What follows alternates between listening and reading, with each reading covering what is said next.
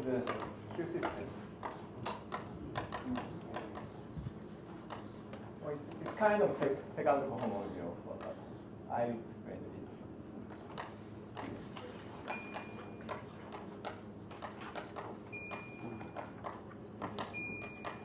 And tomorrow, I explain some what's called Longoredes.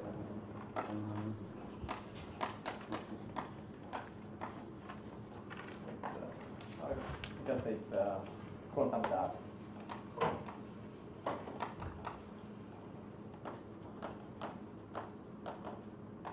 So this is my plan. But before going that, let me say something about Frobenius reciprocity. So last week I showed that Frobenius reciprocity for once as soon as you get a dual conjugate object for it, then you get Frobenius reciprocity. But since we are working on, say, unitary tensor categories, we need sometimes you need a metric aspect of the problem.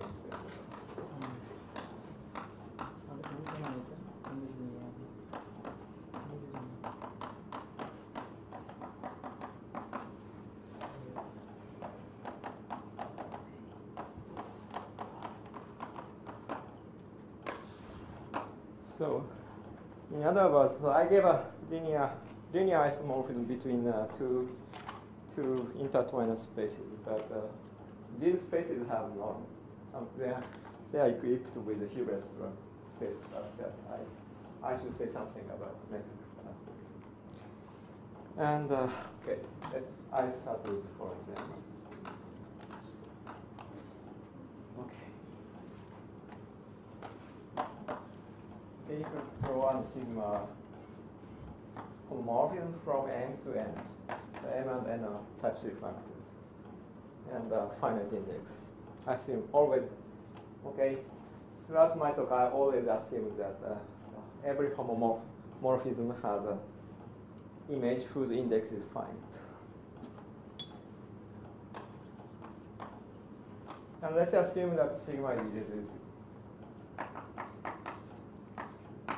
Meaning that the relative commutant of the image is trivial.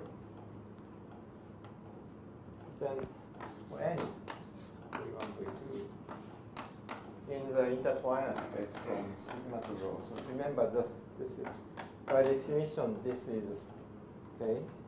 The set of B inside M in the target which satisfies the following intertwining relation.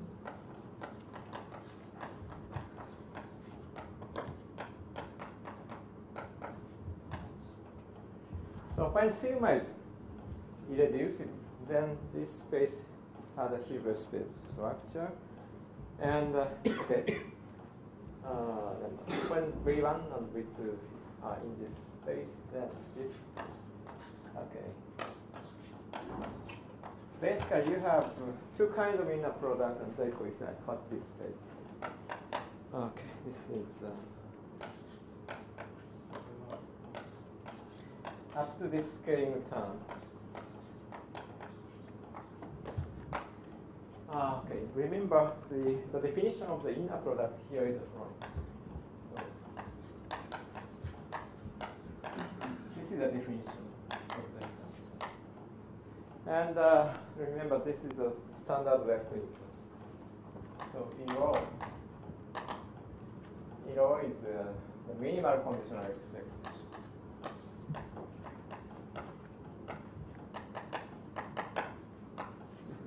And the standard vector inverse is defined by this formula. But there is an explicit formula for that. And that is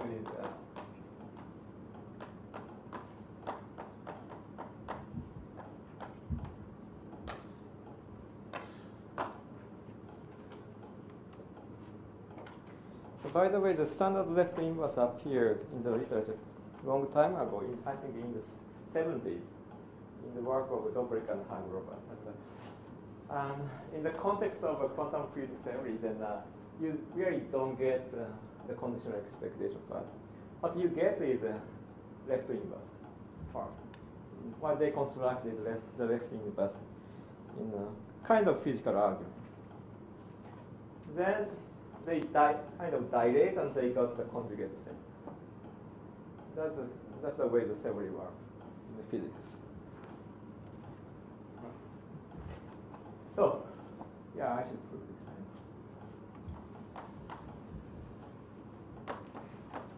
And well, so first of all, this is what I should say that I should show that this is scalar. So when V1 and V2 belong to this intertwined space, it means that this product belongs to the self-intertwined space of rho. So this shows that if you apply a left inverse, then you get an element in the self-intertwined space of the identity, and that's in the complex numbers. So you get a number. And since the standard left inverse is basically completely positive map, so this gives you an inner product. So let's define a new inner product.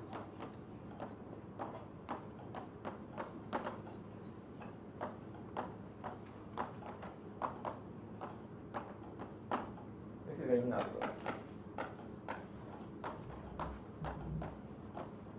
So now you have two inner products. One is here, and the other one is here. So if you want to compare the two inner products, then you can use the polarization identity. That means it suffices. So it is enough to show that.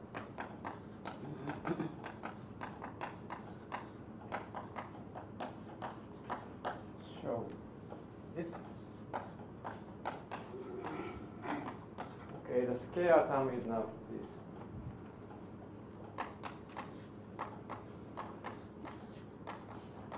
For V in the unit sphere.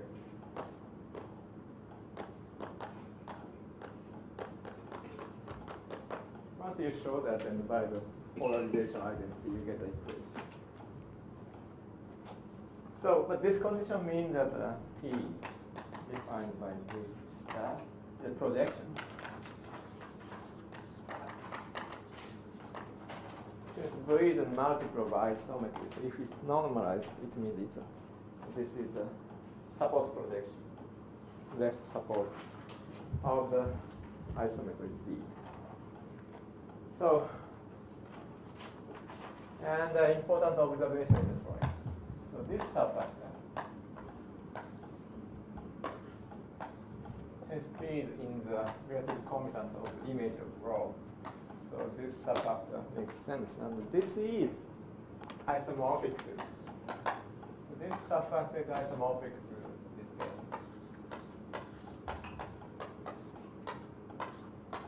And the isomorphism is given by this operator P.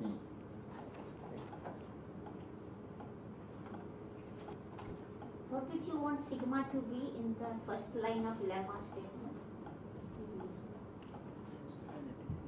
Rho and sigma are homomorphisms. Sigma? Irreducible. Sigma is irreducible.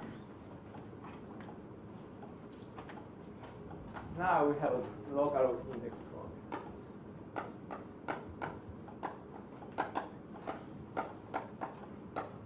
So this is square.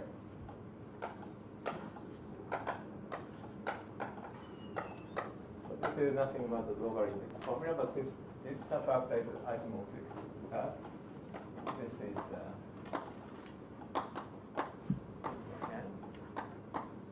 and by definition, this is the dimension of sigma squared, and this is okay.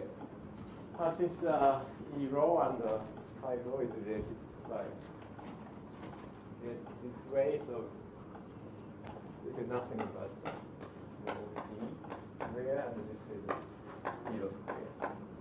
So we are done. So, but this lemma essentially says that the following equation. So the usual inner product here is this. So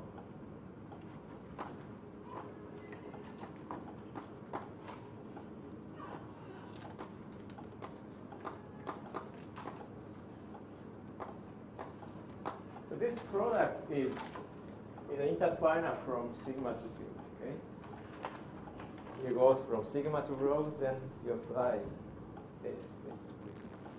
You apply with the start, and you get sigma. Since sigma is reducible, so you get a scalar. But let's make a sign. So up to scalar, this is this first inner product. Then the second inner product is. So you apply with start first. So then you get sigma, then you apply V1. You get rho. Then you apply, you put everything in the standard left inverse. But since, look at this formula. So this is the formula for the standard left inverse. So this means that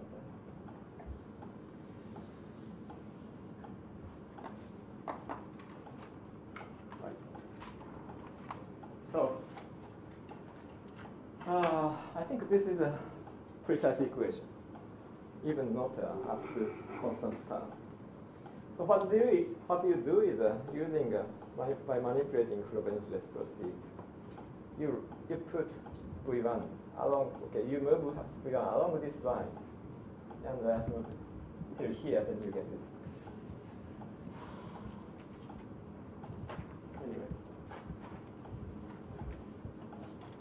so what I prove is essentially this equation.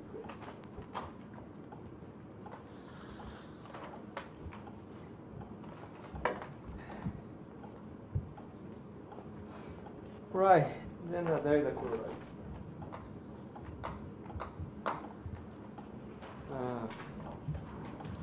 So if rho is reducible, and yes, and rho bar, if this is the irreducible decomposition.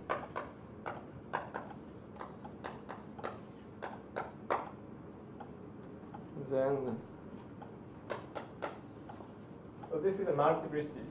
Yeah. Then multiplicity is dominated by the dimension of 3. And if equality holds here, then this is the right way. Yes. So this is just a multiple of rho.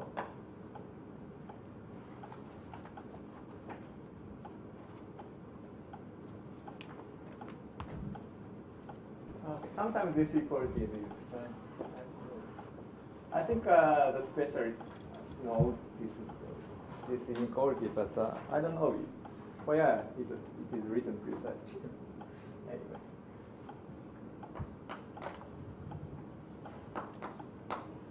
So you just try to apply this, but where? Okay, since this is a reducible decomposition, so we have multiplicity n3.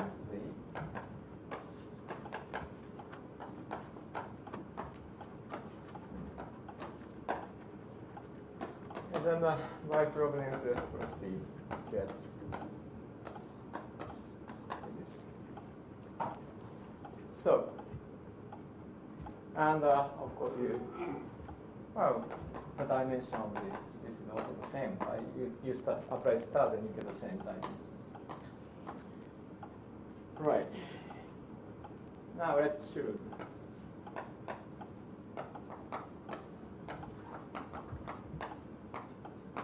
And also normal basis.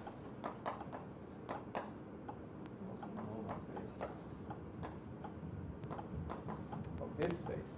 Since rho is reduced, this is a Hilbert space, so let's choose an also normal basis.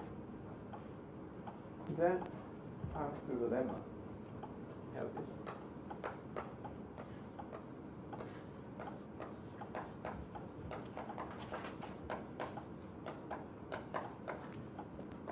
This is, okay, the lemma says that the rho divided by the log 0 and get this.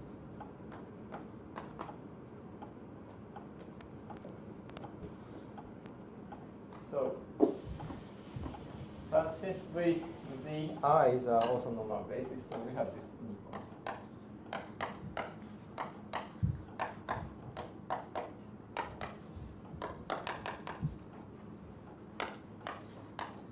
So this is dominated by 1. So it means that so you apply the conditional expectation to this inequality, then you get this inequality.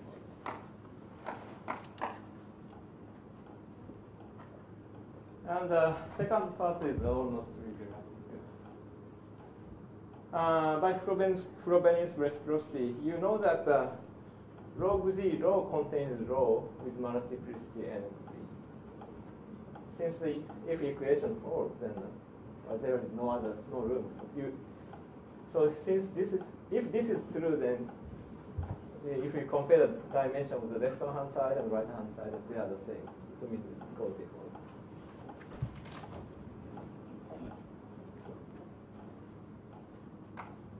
Right. So.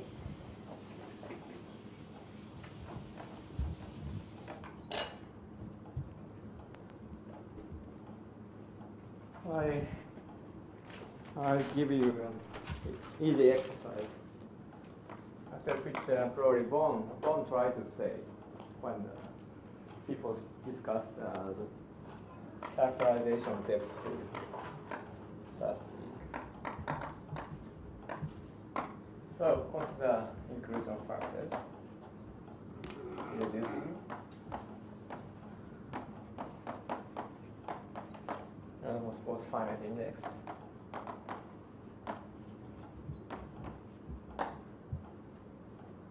I show that so this inclusion depth to if and only.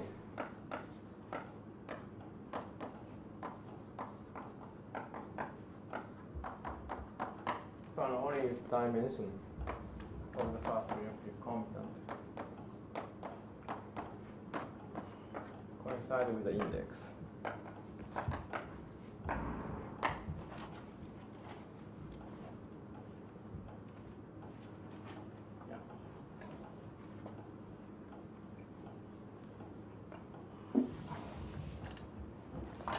Well, probably there are many ways to show that, but one way is the following. So let iota be the inclusion mark.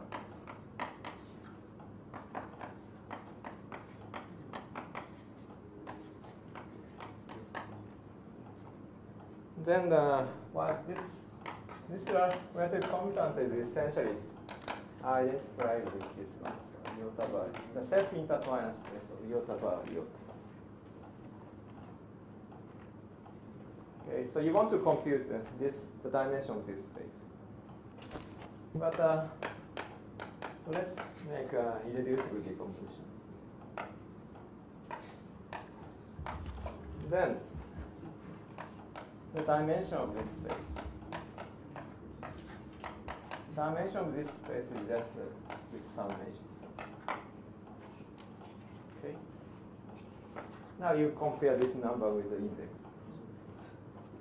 And you can use this inequality and the characterization of the inequality. Now it's very easy exercise.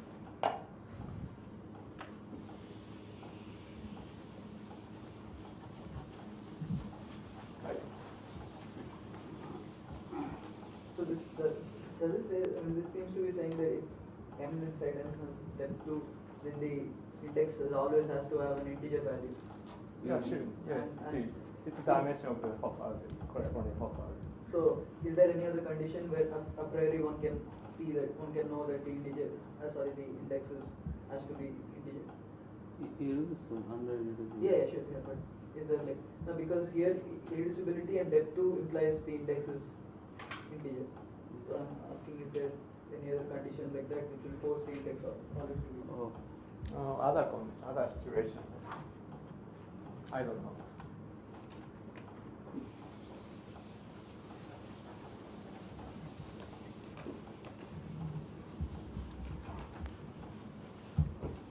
I did this exercise because, well, so Shamindra asked me a question about quantum double of the depth to inclusion. And starting from the, well, I'll talk about it tomorrow, but starting from the irreducible depth to inclusion, you pass to quantum, what's called asymptotic inclusion. It's not quite of depth to. But there is another, but you can say, part of the situation a little bit, and you get a depth to inclusion. And this criterion is quite useful to show something is of depth to. So I will explain that tomorrow.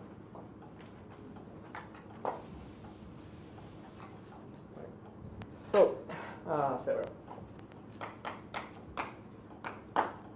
So if say rho is from where? M, sigma is from P to N, and mu is from P to say N. If they are irreducible,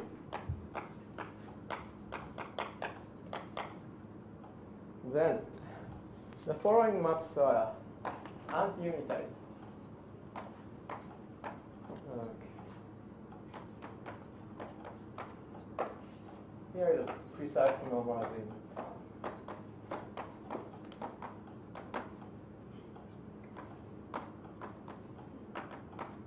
So it's from here to this space.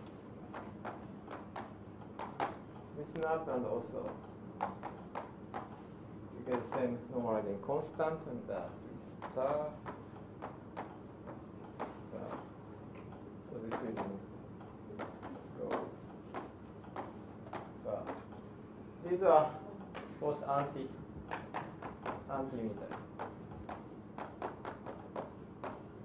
So they are not really a linear map. They are conjugate linear maps.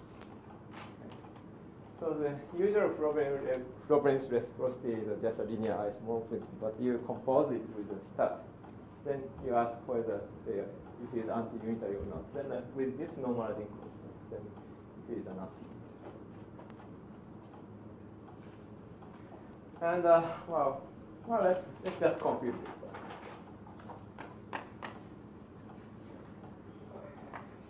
So let's just compute this one.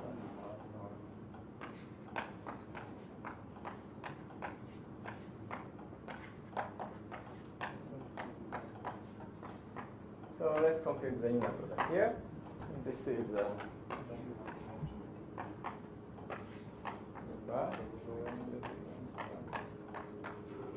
so this is nothing but the left inverse.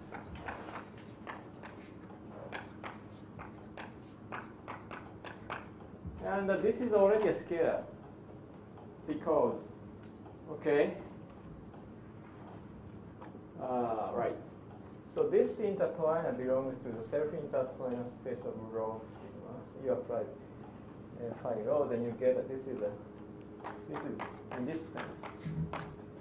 So it's already a scalar. So since this is a scalar, so you can apply any unitary map. So let's apply, say, sigma. Then you get well, I didn't talk about it at all, but if you compose phi rho and phi sigma, then since this is such a natural sense, the result is, you can imagine the result. You get this.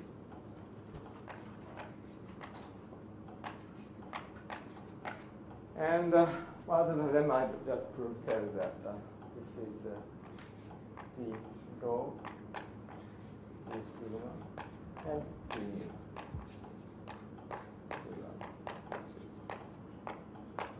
So here we get the right normalizing constant.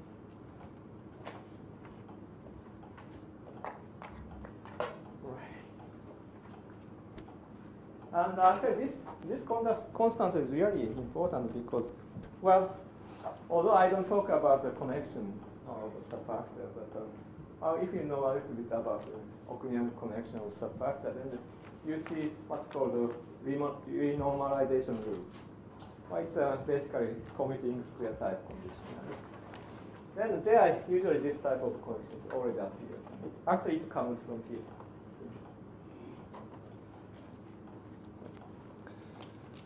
Right.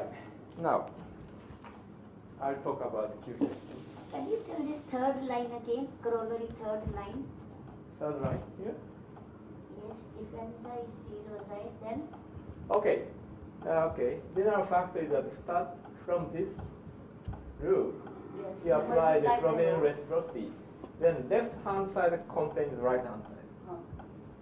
Now, assuming this and you compare the dimension of the both sides, then they must coincide.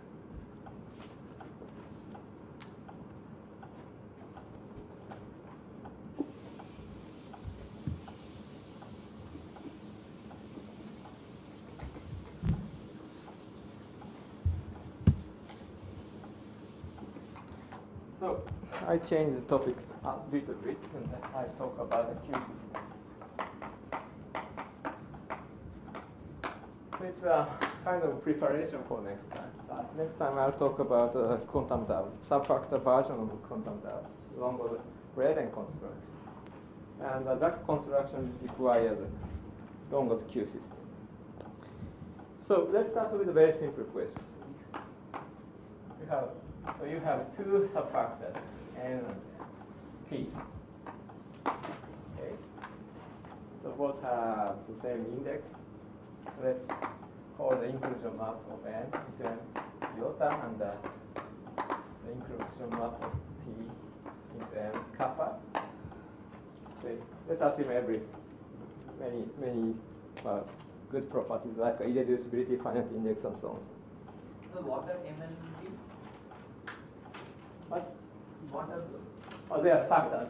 what kind of type 3 or Well, just say type 3, but the question makes sense for 2-1, but say type 3. Then you ask, okay, question is that,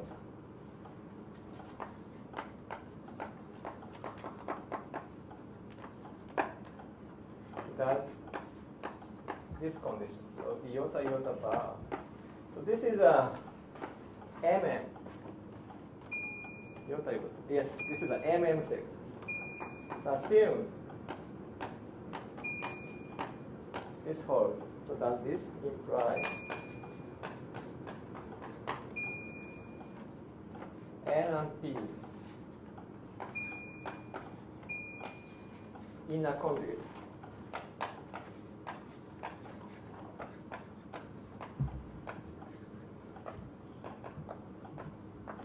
Well, the converse is always true, okay?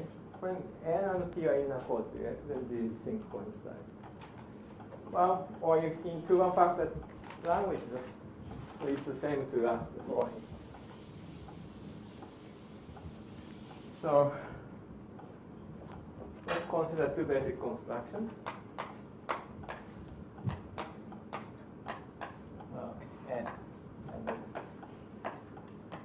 N and what's the right symbol?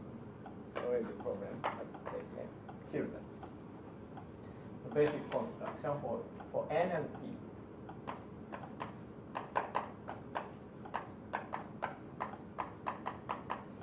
So the question we're asking is the following.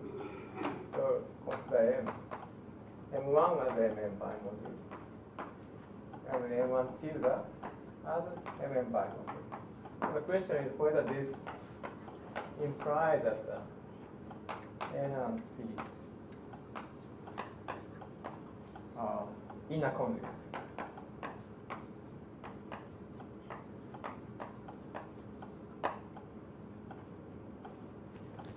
Well, so if you know a little about group actions, then you know that the answer is no. The reason is the following. But it seems at some point, some people actually believe that this is true. But in reality, it's not the case. But in fact, there are many situations where this, okay, if we put some conditions, sometimes this is true, sometimes it's not. So I'll talk about it. Anyway, so let me show that this is not real. So the answer is no in general. So answer is no. No.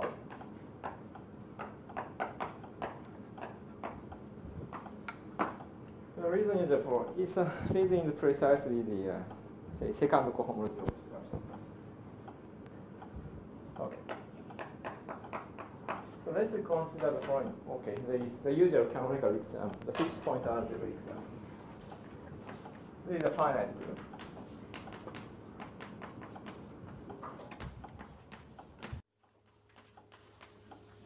Just a direct sum of alpha g's. So iota bar is decomposed into alpha g's. But okay, let's perturb this action a little bit. So you pick a favorite cohomology class, second cohomology.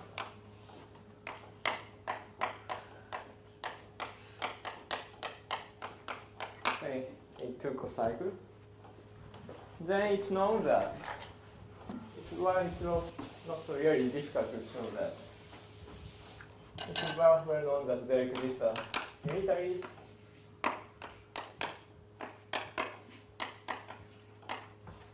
satisfying this relation.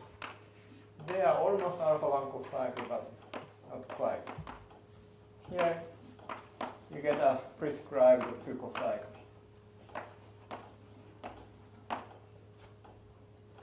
The reason for the existence of this series of unitaries are easy because the fixed point algebra contains matrix algebra, large matrix algebra. So you pick a projective representation in the fixed point algebra carrying this cocycle. Then you get such an unitary. Now you define a new action data set.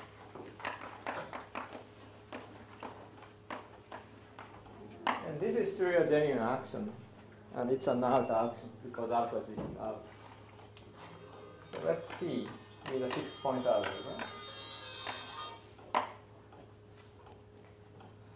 Then kappa kappa bar is decomposed into theta g's for the same reason as before.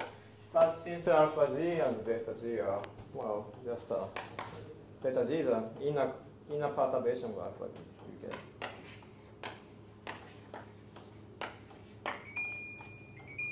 Okay, so P and N and P satisfy this condition. Now you ask when P and N are inner conjugates. Assume that P and N are inner conjugates.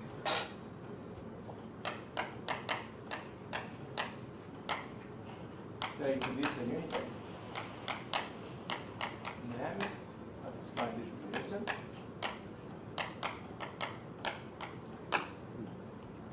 So on one hand, if you see the Galois group, then you can recover alpha g.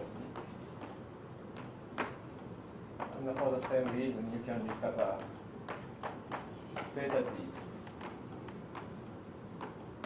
But since P is just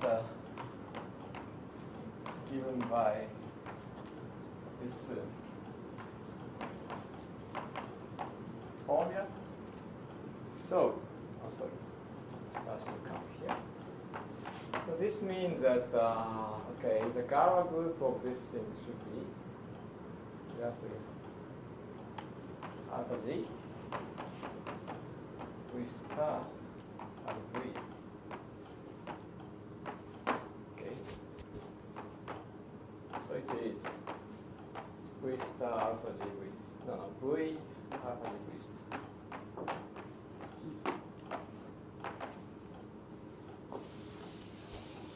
So this means that, okay, since these two sets coincide, this means that UG is a multiple of, scalar multiple of this covariance thing. So this is a scalar with modulus 1. So now, let's compute this. Is there a permutation involved? What? There could be a permutation, right? Well, but well, if you consider these two elements in the outer group, you're only saying that as groups say this. as I said, okay, but permutation never occurs. Because, well, if you consider, say, beta G in the outer automorphism group and alpha G in the outer automorphism, then they should coincide. So only this combination is possible. Because it's so good. Yeah, yes, they are outer actions. So only this combination is possible. Then if you compute this, then you see that H, CH bar.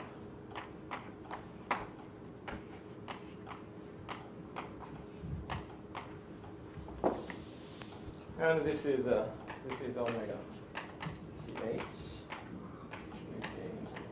So this means that omega is a coboundary. Cohomology class vanishes.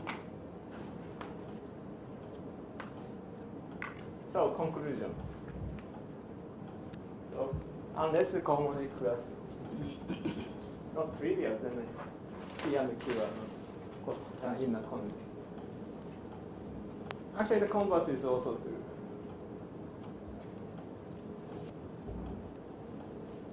If the cohomology class is trivial, then it's easy to show that P and N are inner conjugate in this case.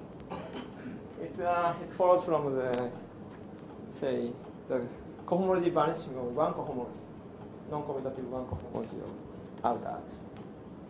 If you use it, then you can also prove the converse. Anyway, what I wanted to show is that this is not really true in general. Okay? There might be an obstruction, depending on the situation. And obstruction should be something like a second converse. Right. So now. But anyway, so this shows that iota bar does not necessarily characterize the subfactor completely, but nevertheless, so it carries a very important information. And sometimes, on the situations when you want to construct the subfactor, you first construct the even part of the bimodule, say MM sectors first. Then you want to recover subfactor from that information. And actually, Longo gave a very important characterization of such iota bar. That's a Q system.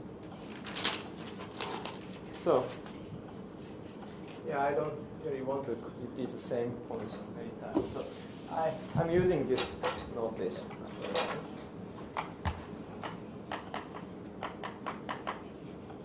So, and then nodes means a set of n homomorphism of n with a finite dimension.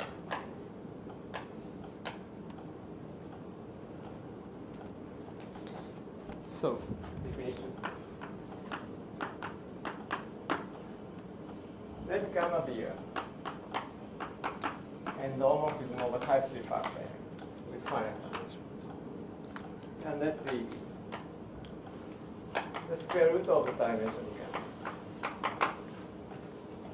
Then consider the following triple. I'll explain this. A triple is a Q system.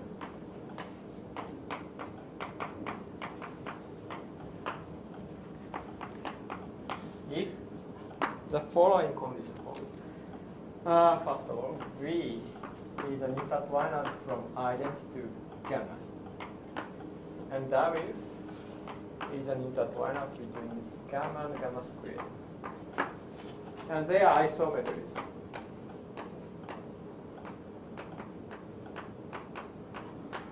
Such that, okay, they have this relation. So you've already seen this relation several times. And, okay, although W is intertwiner between gamma and gamma squared, but on W itself, it plays the role of the intertwiner between identity and gamma, namely, so.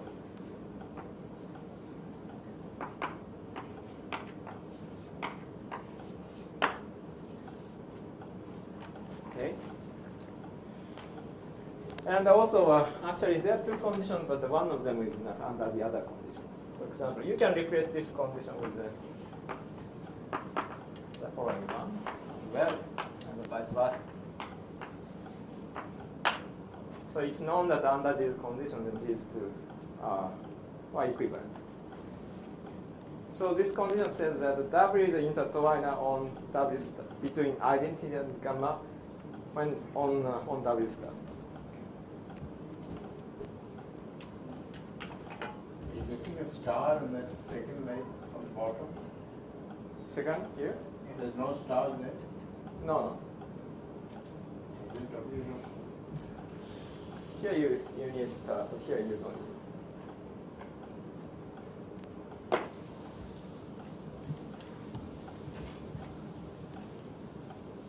Well, I think I read.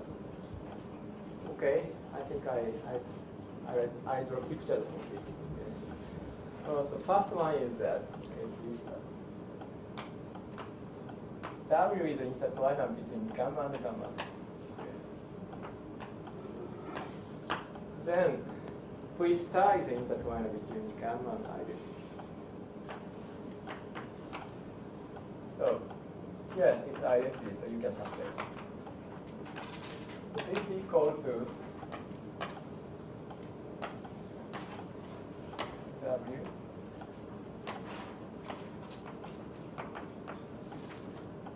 is equal to just a constant.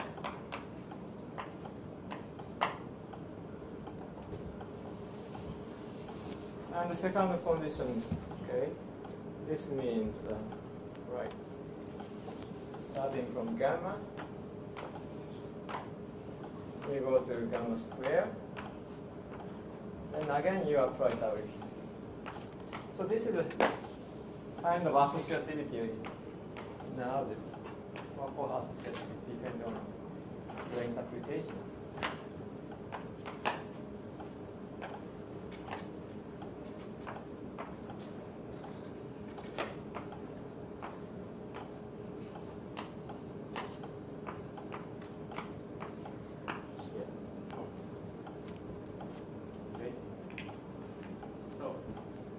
This equation is what this means.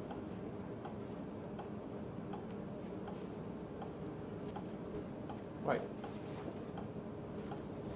And there is a natural notion of the equivalence of a Q system. I don't write it down here, but there is a notion of equivalence, very natural notion of equivalence of a Q system.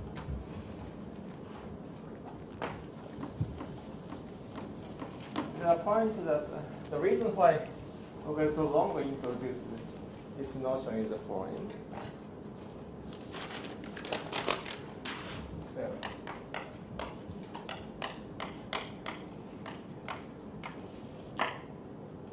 So let this origin to be a Q system.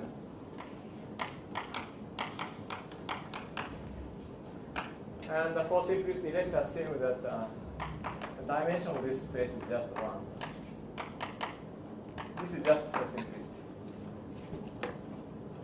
Now let n be this set. The set of x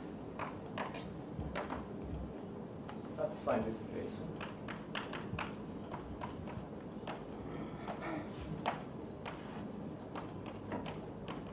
So this is a set of x so that on x and x star, W act like an intertwiner between identity and gamma. And let's define E by W star gamma. Then, first of all, A is a factor,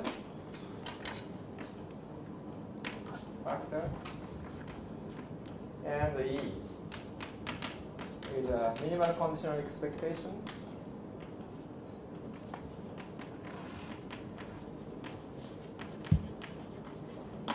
And yes, and V is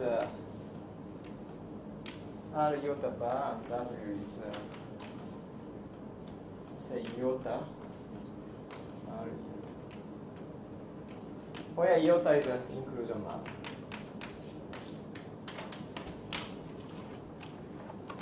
So in other words, the Q system completely characterizes what's called the canonical endomorphism, iota iota type.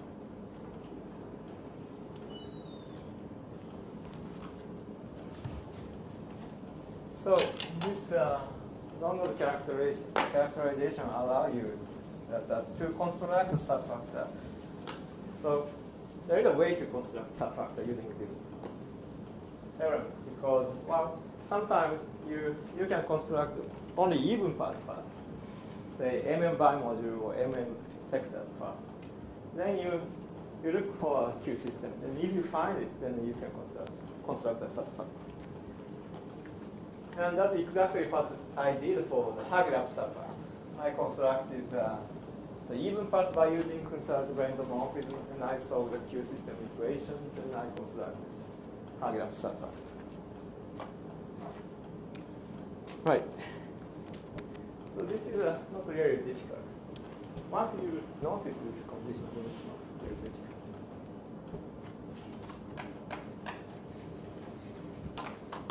So first of all, from just the definition, you see that this is a von Neumann algebra, right? It's clearly weakly closed, okay? And it's a linear. And also closed under product. And it closed under star operation. So it's a von Neumann algebra.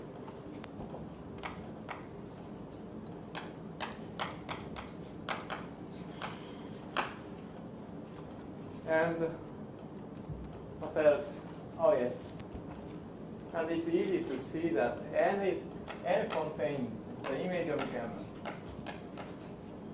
and W. Okay. Because W is intertwined from gamma to gamma space. You put gamma x here, then these equations satisfied. So, on one hand, you have this. On the other hand, so it's E. So E is, say, unitar completely positive map.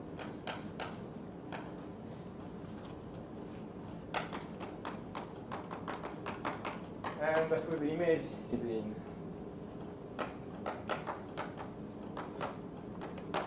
the von Neumann algebra generated by the image of gamma and W.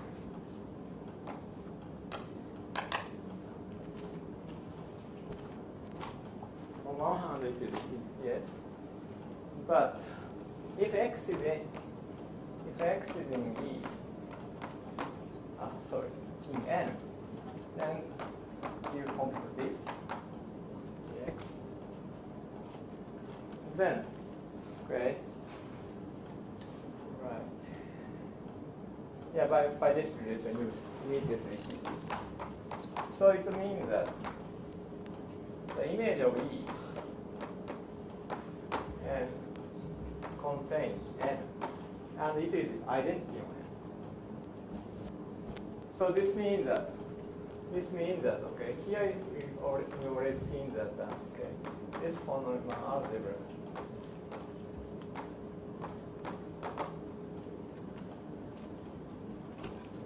So the image is contained in this algebra, and a priori we have this.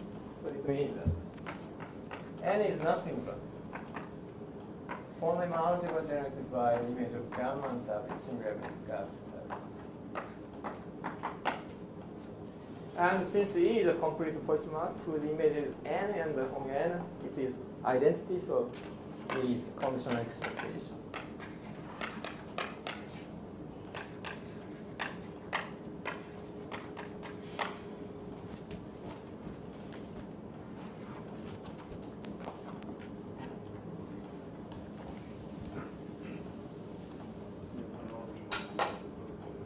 Now, it's also easy to show the following.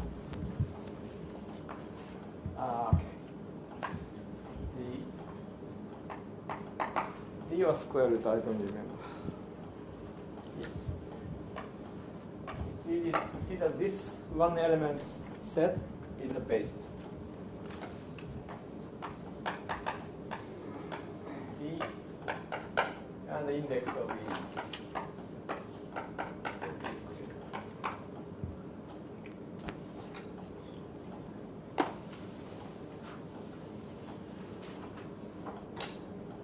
And actually in a similar way, so let's define Fy by this equation. Y in N. Then, What is D? sorry. It should be P. No, D was in reference to Q squared. Oh, okay, here. Only Q.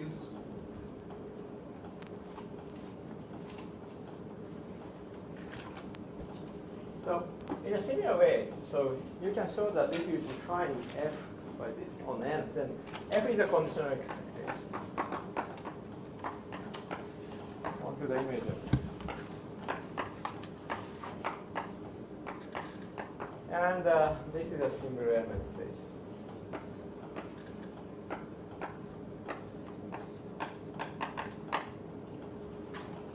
So in particular, the index F is D squared.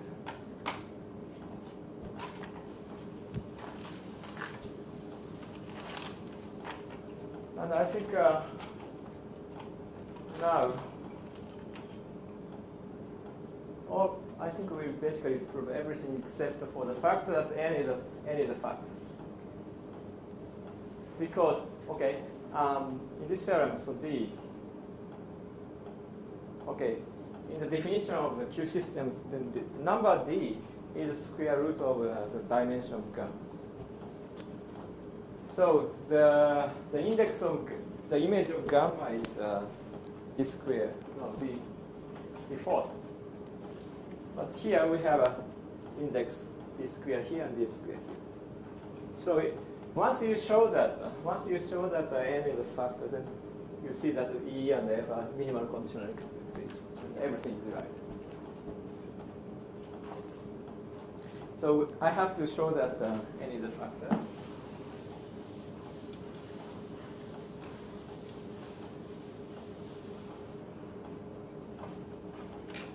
And for that, okay, let's assume that say,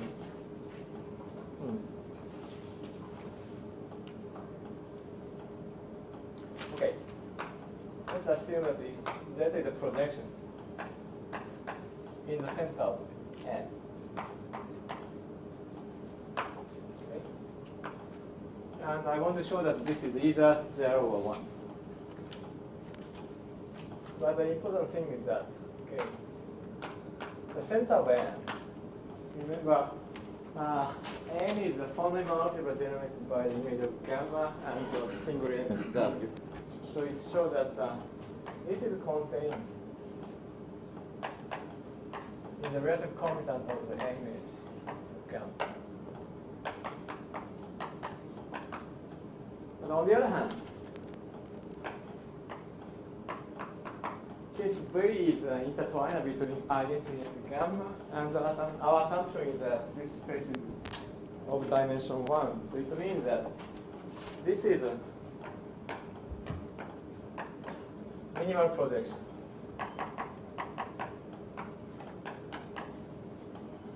So, since that is a projection and this is minimal projection, so if you hit Z on the left here, then this is either V or 0. Okay. There are only two possibilities. Okay. So now, let's compute this. Z. Then, by definition, so the definition of this conditional expectation is this is 0 or 1. So this implies if this is 0, then since F is a faithful conditional expectation, that is a projection. Positive element, it means that is 0. And if it is 1, since that is a projection, it means that is 1. So in this way we conclude that the center of n is trivial. So clear.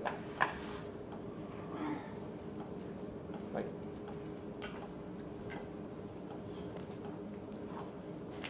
Okay.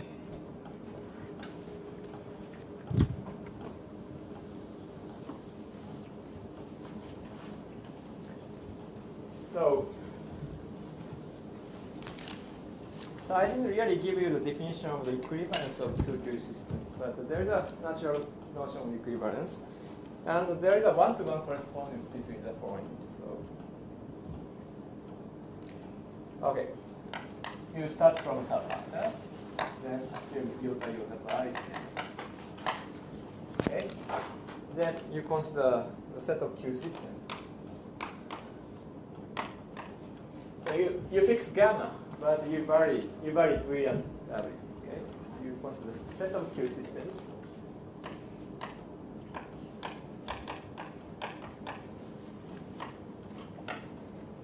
Up to equivalence. Okay. Then this set is exactly this set. There is a one-to-one correspondence between this set and the following one. The set of subfactors P. So inner conjugate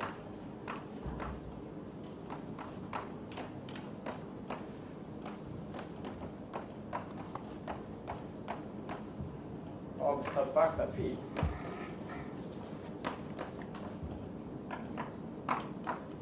with say kappa kappa equal to gamma,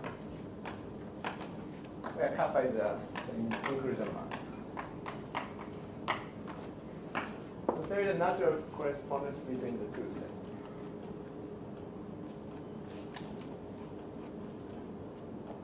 Right. And in a very special situation, so You define the equivalence by these two being interconjugate. Right? it's a very easy consequence. Well, you can introduce. I mean, I don't really want to prove it, but it's really easy for me. No. You haven't really defined the equivalence, right? Oh yeah, ideals. Okay, ideals. No, do you define the Yeah, once equivalence you formulate the equivalence of Q system in a proper way. Well, let me give you. It's very easy. So let me give you the precise definition. Then I don't confuse you. So say you are giving two Q systems. Say, and the two Q systems are equivalent if take this and intertwine unitary. Let's say unitary, which is an intertwiner between two.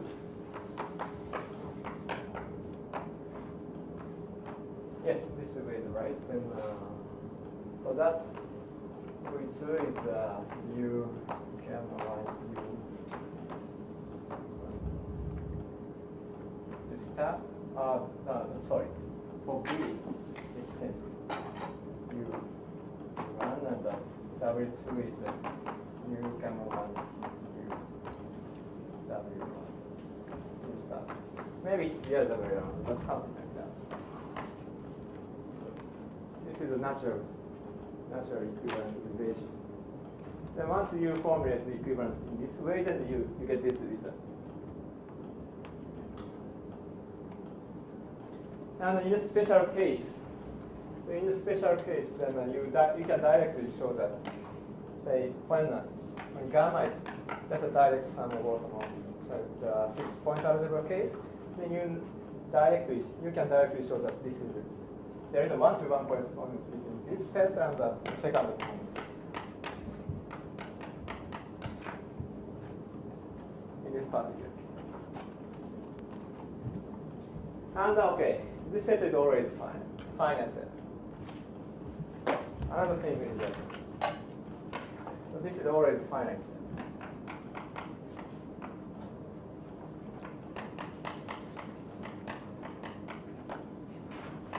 Which is by myself and Cosmic.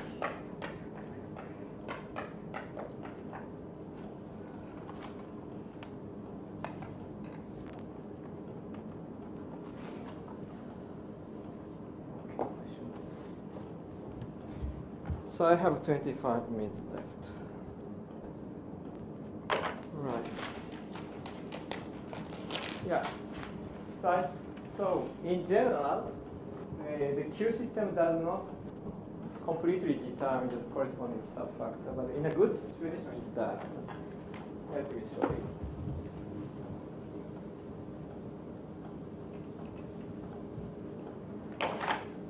Sarah. So if the subfactor n is a 3 supertransitive, I'll explain this.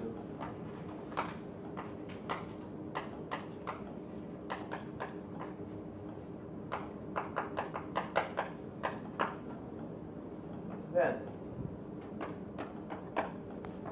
iota iota bar has a unique Q system up to equivalence.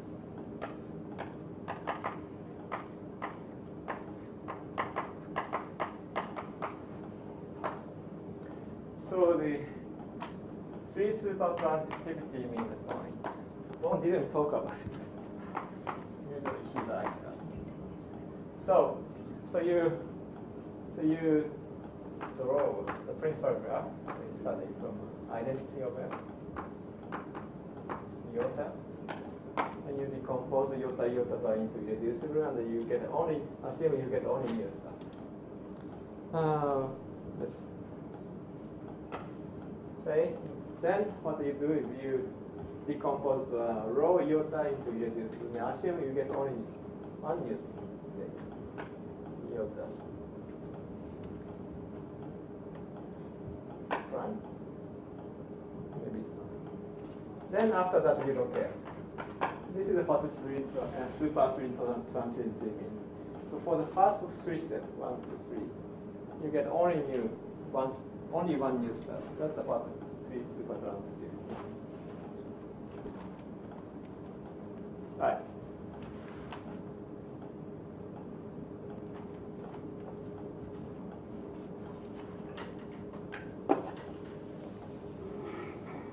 So, for example, in the case of the Hagraph subfactor, then the principal graph is certainly 3 supertransitive.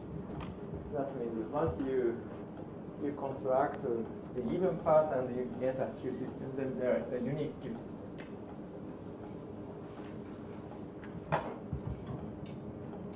Okay. And proof is again. So assume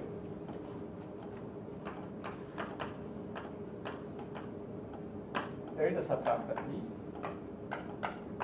and what's a good note of kappa?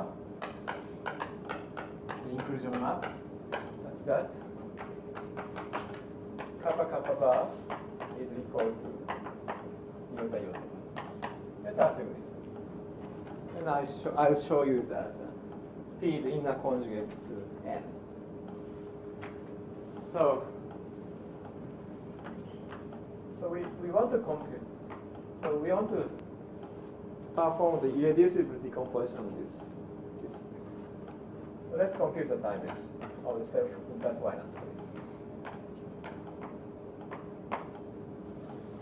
Then by the Frobenius reciprocity, kappa kappa bar.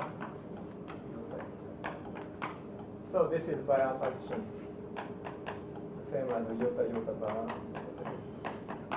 And by assumption, so this factor is 3 supertransitive. It means that already, if it is 2 supertransitive, then iota iota bar is decomposed into identity and row. So the dimension is 2. So it means that this sector, kappa bar, iota is decomposed into 2 different sectors. So sigma and sigma 2. And they are different. Since the dimension of the self-intertwined space is 2, so they are different. And Frobenius reciprocity shows that. Frobenius reciprocity shows that. Okay. The dimension iota in kappa. Sigma 1 and also dimension of iota in kappa sigma 2. Ah, 1. Okay, they are 1.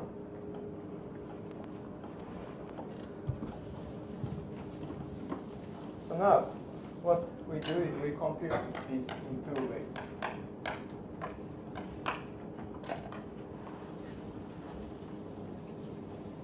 So first, this is kappa sigma 1. Kappa sigma 2. But this is also a kappa kappa bar iota. And this is nothing but, well, say, I should be precise. So this is iota iota by iota. So this is a, so it means, so you get 2 copies of iota and something new.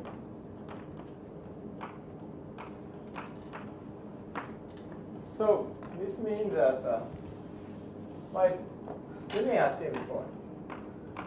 So these 2 contain iota at least precisely with multiplicity 1. So we may assume that kappa sigma 1 is just a iota, and kappa sigma 2 is the direction of iota and iota prime. Now, let's compute the dimension of this both sides. Then, well, since our assumption is that the iota iota bar is equivalent to the kappa kappa bar, so dimension of iota and kappa are the same. So we compute the dimension here.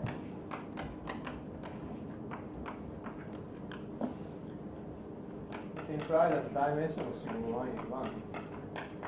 It means that, okay, sigma 1 is a map from where? From, yes. So it appears there. Yeah, it appears here. That means from L to T. But how are we sure that k sigma 1 and k sigma 2 it will be direct sum only? Because k is not invertible. Sorry?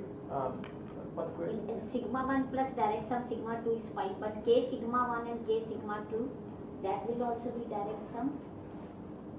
Yeah, so we have a, Oh.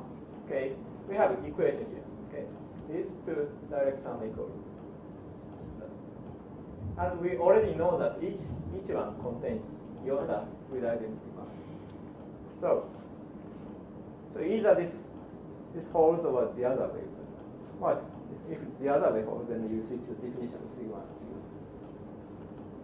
2. Then you get this.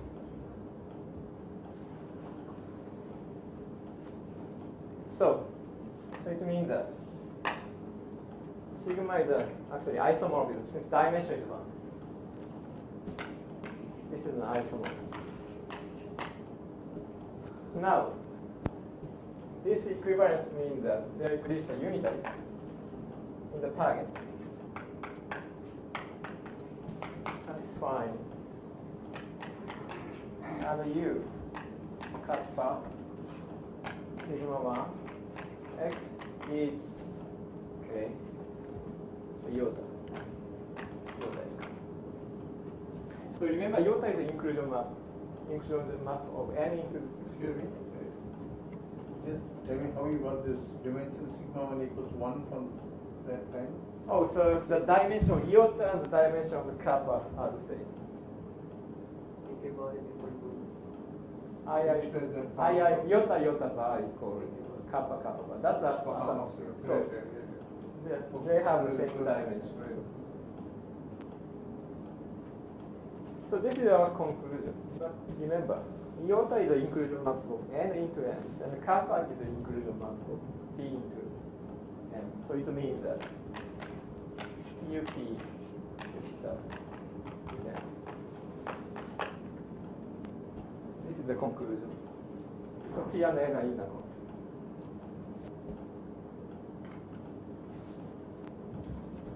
Right.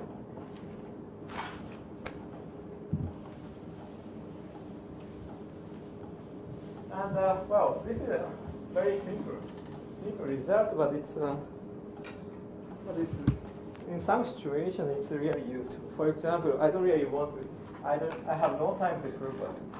For example, in my joint work with Pinhas Grossman, so using that theorem we got the following.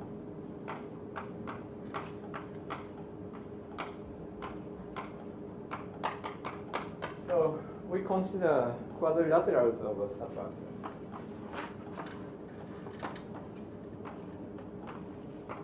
So already commuting squares appeared in one talk several times. But we don't really assume that this is a commuting square. So this is just a so-called quadrilateral. So the assumption is that, okay, so every subfactor, local subfactors have finite index E. And N is just an intersection P and Q. And N prime, okay, N is a irreducible subfactor. And of course, let's assume this is finite.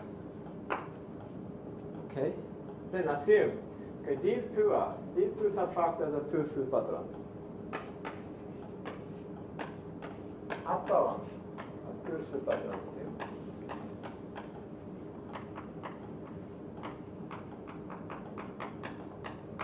Assume the lower one are the three supertrons.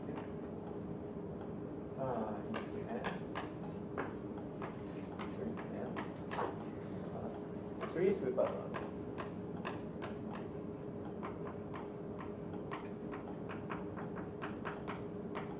And assume that this is not a commuting square.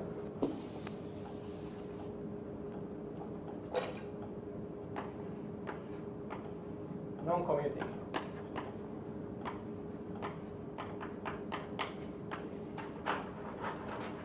And for simplicity, assume that co-commuting, meaning that, okay, starting from such a say what's called a quadrilateral subfactor, you do basic construction, then you get a new quadrilateral simultaneously. So we call it the dual quadrilateral. And if the dual quadrilateral is commuting, then we say that this quadrilateral is co-commuting. So assuming these conditions. The commuting square is with respect to minimum condition. Yeah. But everything is minimal because this is irreducible. There is only one constant. So assuming this, then the conclusion is pretty special. Very, very strong. Assuming these conditions, we immediately get the following. And P equals, the index of P equals the index of Q. And which is equal to the index of N in P minus 1, and which is also equal to the index of Q.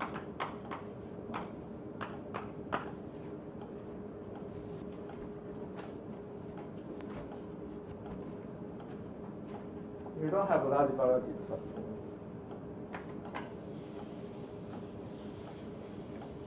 And I don't really have time to explain the idea, but essentially what we use is the following.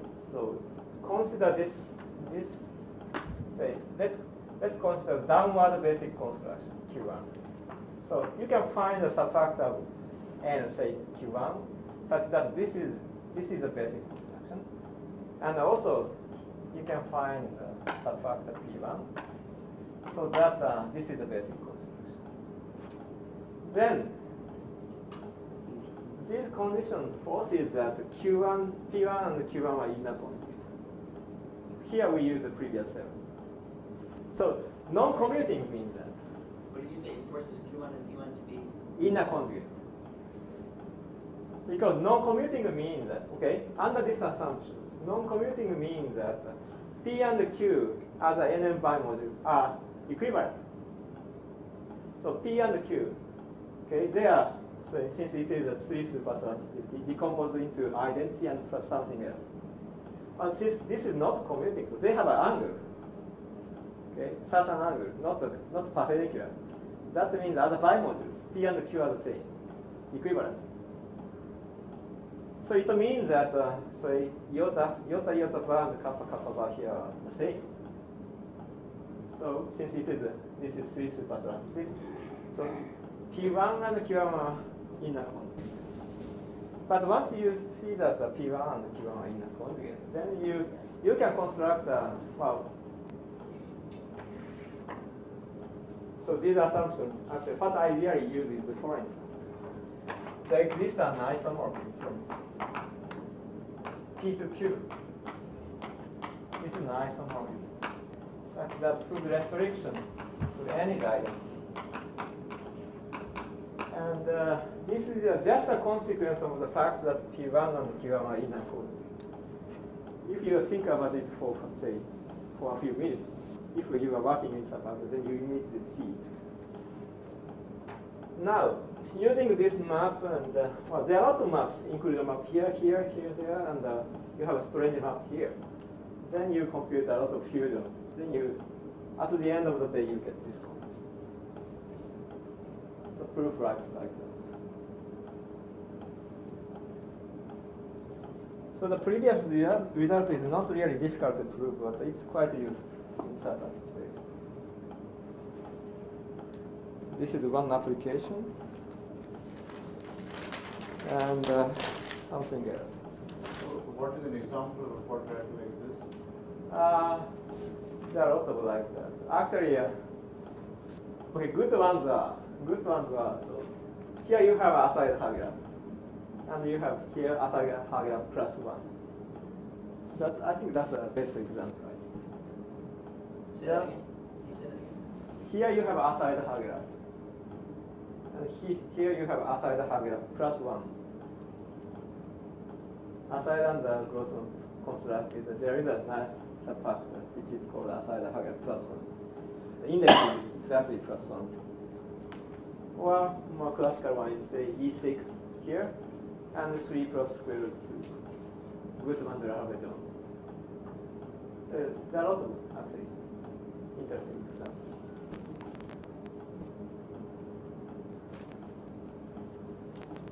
And well, another application is well, I've already talked about a little bit, but it's a construction of a Hagira subfactor. My construction of Hagira subfactor.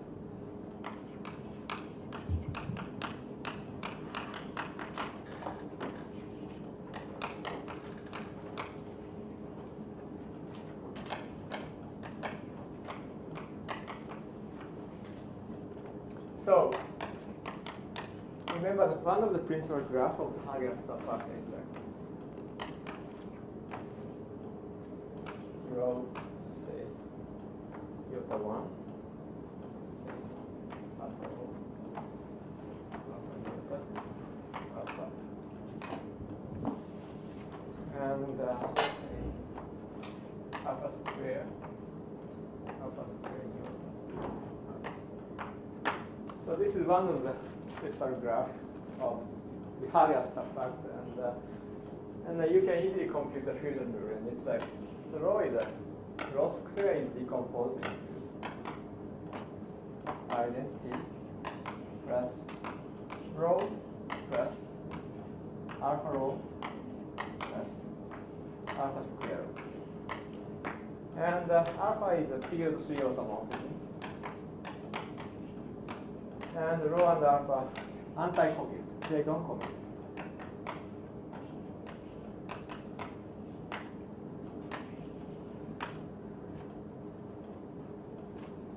So this is the fusion rule of the Hagira stuff. Even part, one of the even part.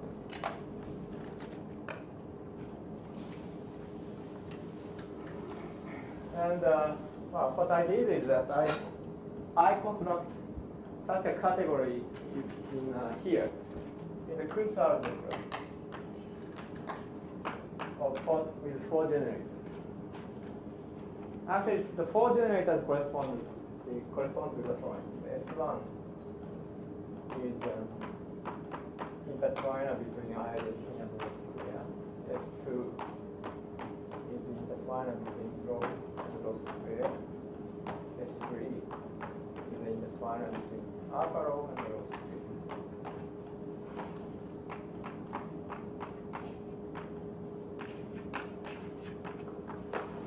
So my argument is like the one I explained for the Tambara-Yamada.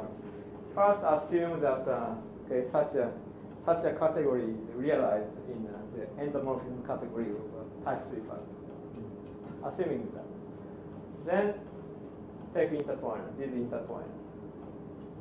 Then I show that. Then I computed I show that actually alpha and rho preserves the sister algebra genetic by these four generators. And actually I obtained a very explicit formula of that. Then once you get the formula, then you can define, now once you get the formula, then you can define an automorphism of the Kuntz algebra of 4 and an endomorphism rho of the Kuntz algebra of 4 by using that formula. That's the realization part. Then you get such a, so then you can realize such a category in this particular category. Then after that, I impose the condition that identity plus rho has a Q system. I impose that condition. And there is one solution, only one solution. So then, using the Longo's theorem, then you can show that there is Hager subplot. How did you identify that solution? That Q system? You said there is one Q system. Yeah. Actually, there is a explicit equation for that. Okay. The Q system equation is about W and V and gamma. But in this particular case, when gamma is identity plus rho, like this, then it is equivalent to the following equation. So Q system equation is something like this. Say sigma.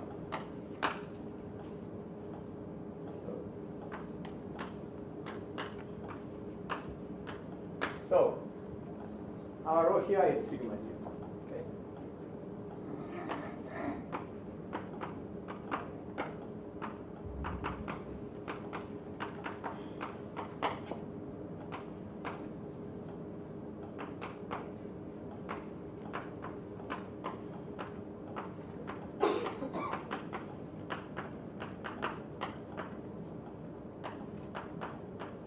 Where S is intertwiner between, so S is an isometry, and it's an intertwiner between sigma and sigma squared. It's an isometry. You can show that in this situation, the Q system equation is equivalent to the following, these two equations.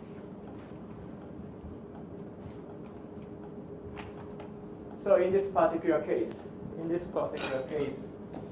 you solve this equation for, say, S is S2 and sigma is 1 in that particular case. Then there is a solution.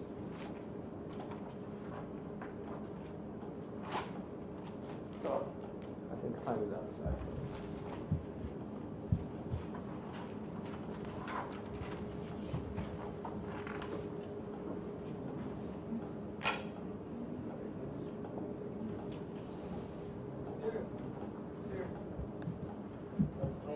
Planar algebra presentation of the Haber.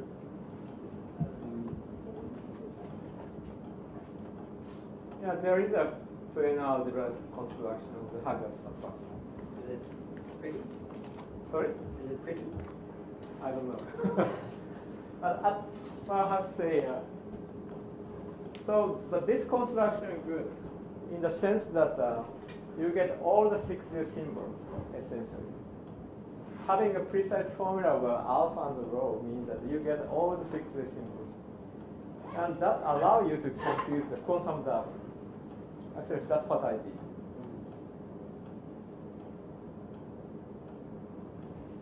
This S1 looks like a 4 box. It is in the. That should generate the whole. You use the language of the class. But S1 is Okay, so I'm asking about the OR. So it's this.